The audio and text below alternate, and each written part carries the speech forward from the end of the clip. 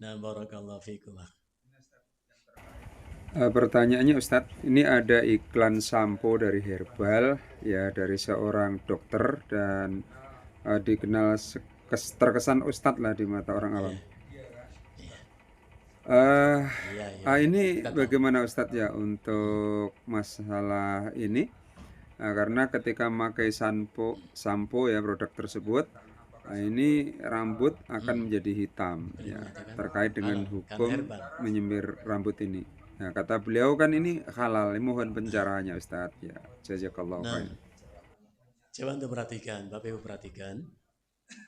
Suatu ketika ayah dari Abu Bakar, ya, Abu Kuhafah, datang kepada Nabi, rambutnya putih seperti bulu angsa. Putih seperti bulu angsa.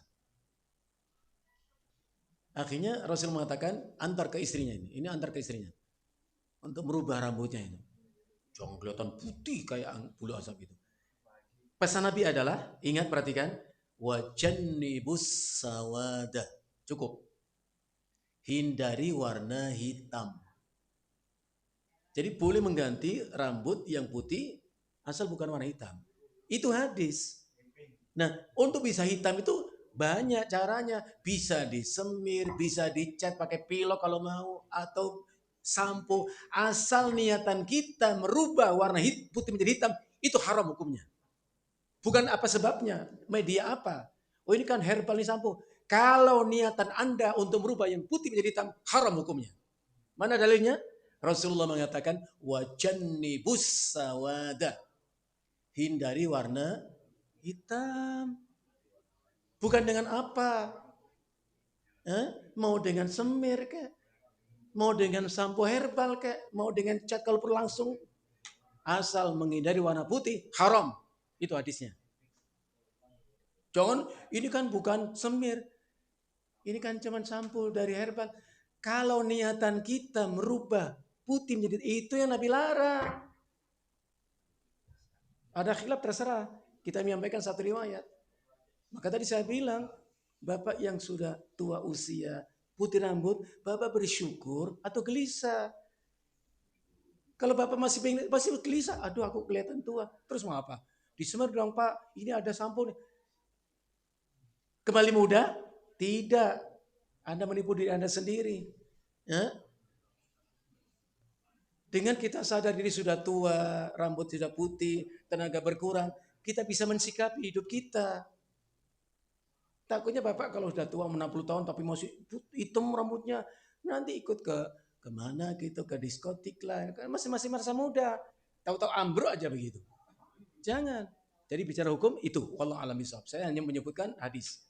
Jadi Abu Quhafa, Bapak Abu Bakar, rambutnya putih kayak buru angsa.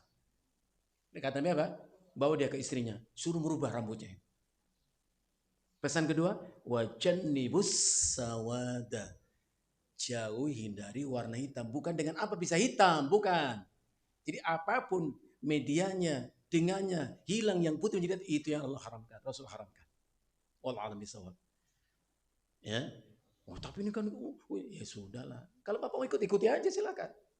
Nanti di akhir ditanya oleh Allah ya. Ya. Ini kan bukan semir. Emang di zaman ada istilah semir? Ada istilah herbal. Prinsipnya merubah putih menjadi hitam itu yang dilarang. Wajannibus sawada. Masa nggak apa ucapan Nabi itu? Hindari warna hitam. Apapun sebabnya.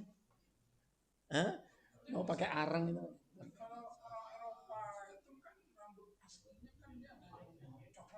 Ya, pirang ya.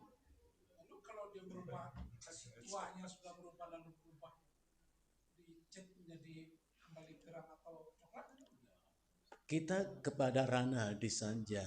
Umumnya orang itu rambutnya hitam.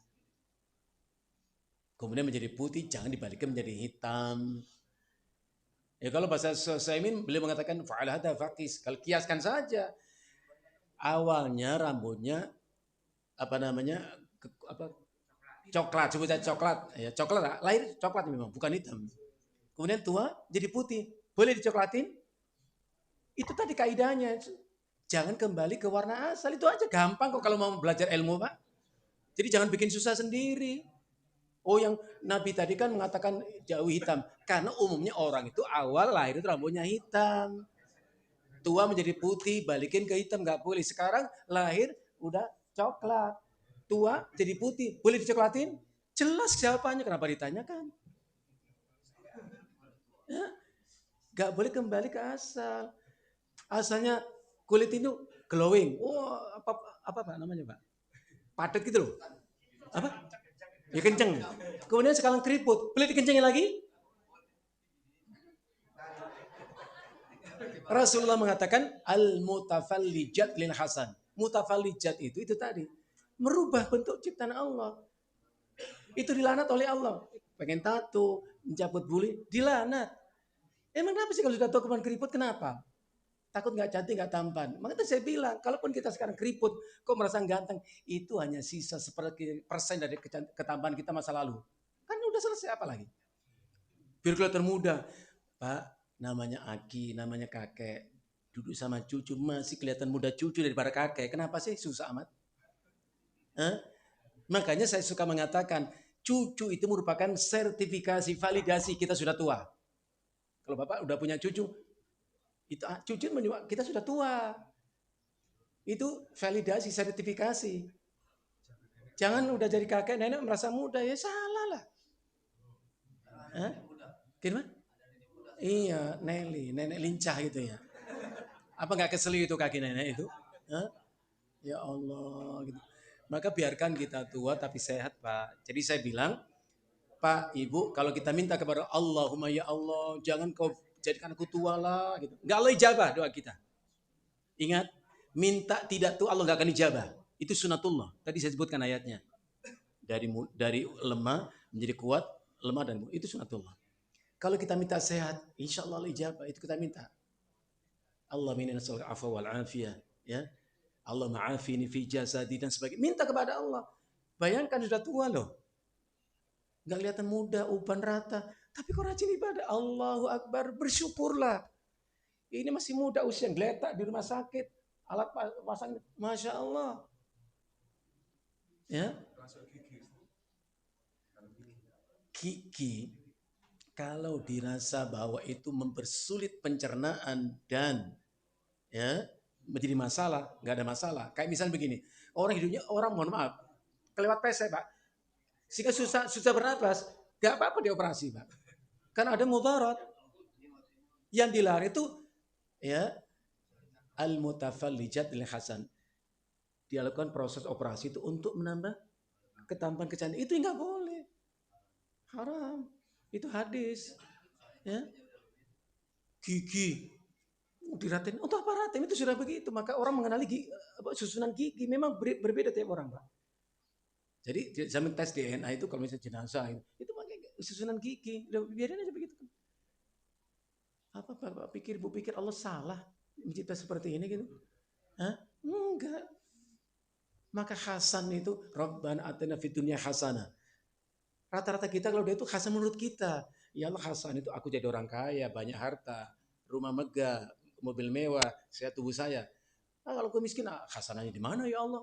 Hasan itu menurut Allah bukan menurut kita. Coba kita rubah mindset kita. Jadi minta apa sih itu menurut kita perasaan? Enggak.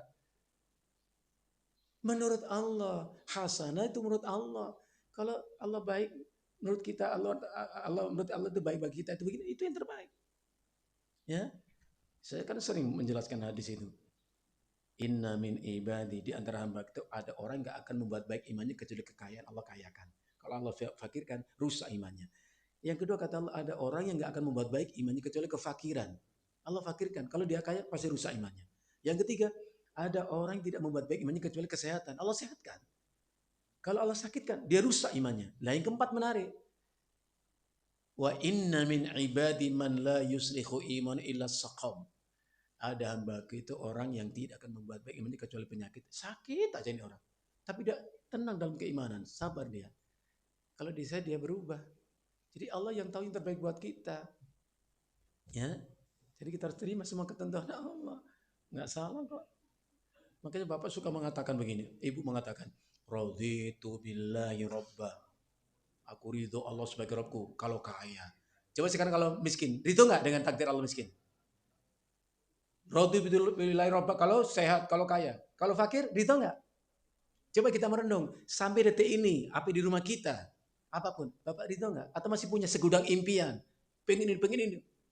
Harusnya ridho, Pak. Kenapa ridho? Dengan kita ridho, kita bisa bersyukur. Dan dengan syukur Allah tambah. Kalau Bapak nggak ridho, masih ngegerundel hidup ini, nggak ada kata syukur, Pak. Dan tersiksa hati dan perasaan kita sendiri. Jadi menyiksa kita bukan orang lain, kita sendiri, salah sikap kita. Ayo kita belajar. Saya salah pilih istri. Enggak ada yang salah. Terbaik Allah berikan untuk kita istri kita. Itu pakai nyesal segala. Salah pilih suami. Enggak ada yang salah. Ini terbaik buat Anda. Hah? Supaya kita bisa ridho itu, Pak. Dengan ridho kita bersyukur dan Allah tambah. Tambah bahagia. Ya, tambah berkah begitu, Pak. Wallahu a'lam bishawab.